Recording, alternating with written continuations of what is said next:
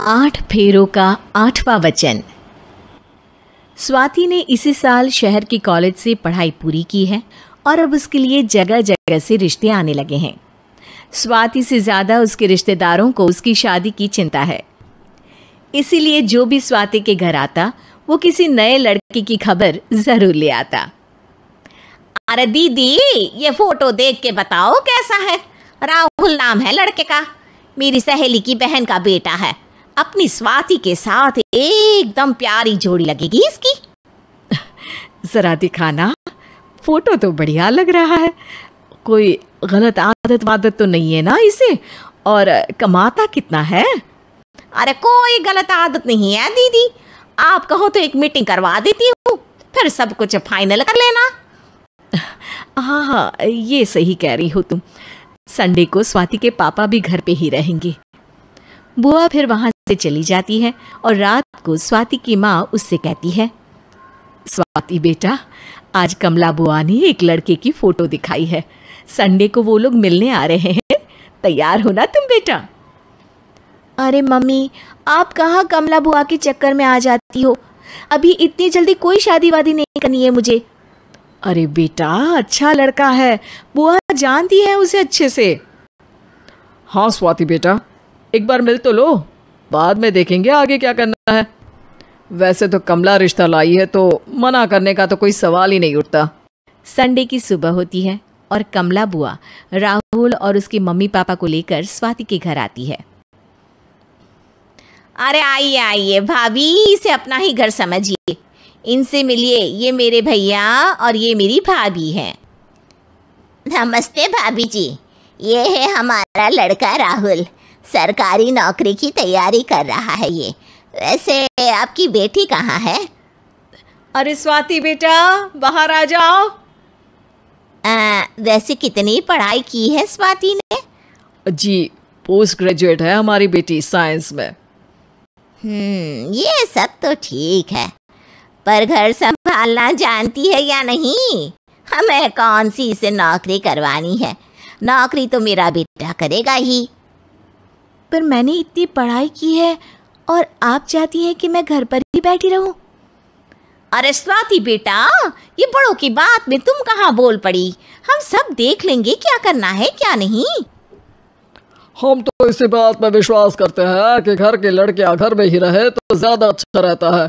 वरना भाई साहब, आप तो आजकल के हाल जानते ही हैं, कितनी घटनाएं होने लगी हैं औरतों के खिलाफ। स्वाति बेटा, रसोई का काम तो पूरा जानती हो ना? शादी के बाद तुम्हें ही संभालना है वो सब। अरे बहुत अच्छा खाना बनाती है ये, आप सब लोग इसकी तारीफ करते नहीं थकेंगे। लो भाई, हो गई मीटिंग, अब शादी की तारीख फाइनल कर लेते हैं, क्यों भैया? भाई, हम तो पंडित जी से चर्चा करने के बाद ही तारीख फाइनल करेंगे। सालों से हम उनकी बातें मानते हुए आ रहे हैं। लड़के वाले और कमला बुआ की बातें सुनकर स्वाति एकदम नाराज हो जाती है और उसे लगने लगता है कि शादी के बाद उसे घर पर ही बैठना पड़ेगा। लेकिन घर वालों के आगे उसकी एक नहीं चलती और उसे शादी के लिए हाँ कहना पड़ता है। शादी का दिन आ जाता है और सब मंडप में जमा होते हैं। अब फेरों का समय हो गया है, अब कन्या अपने वर से 7 वचन मांगेगी। आप किसी धार्मिक आयोजन में जाएं तो मुझे भी ले जाएंगे। आप मेरे माता पिता का भी बराबरी से सम्मान करेंगे, हमेशा मेरा साथ निभाएंगे। आपको दोनों परिवार की जिम्मेदारियां बखूबी निभानी होगी। हर ज़रूरी बात में मेरी भी राय लेंगे। आप सभी गलत आदतों से दूर रहेंगे। आप मेरे अलावा किसी और औरत से कोई गलत संबंध नहीं बांधेंगे। ये 7 वचन पूरे हुए, वर क्या तुम्हें ये सारे वचन मंजूर है? जी हाँ पंडित जी, मैं सारे वचन अच्छी तरीके से निभाऊंगा। अरे वाह वाह, बढ़िया तरीके से सब काम संपन्न हो गया। तो इसी के साथ विवाह संपन्न हुआ और आज से ये दोनों पति पत्नी हुए। 1 मिनट पंडित जी, अभी एक वचन लेना बाकी है।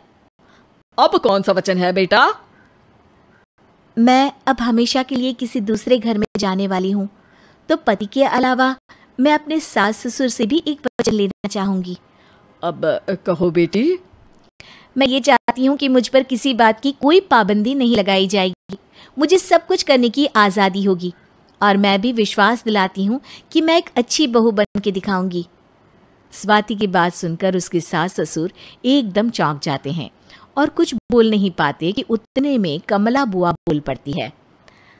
अरे बेटा, ये भी कोई कहने की बात है? रानी बन के रहोगी तुम तो। वचन देने से पहले सोच लीजिए, क्योंकि शास्त्रों में वचन ना निभाने वालों के लिए नरक से भी बदतर सजा लिखी है। स्वाति की चालाकी से वहां मौजूद सब लोग प्रभावित हो जाते हैं और लोगों में बदनामी ना हो जाए, इस कारण स्वाति के सास ससुर को उसे वचन देना पड़ता है। और कैसी अपशकुन वाली बातें कर रहे हैं आप पंडित जी? हमें मंजूर है बेटा तुम्हारी शर्त। स्वाति अपनी समझदारी से अपनी बात अपने ससुराल वालों से मनवा लेती है और खुशी खुशी राहुल से शादी कर लेती है। अब से हर शादी में मैं खुद 8 वचन दिलवाऊंगा। ओम मंगलम मंगलम मंगलम।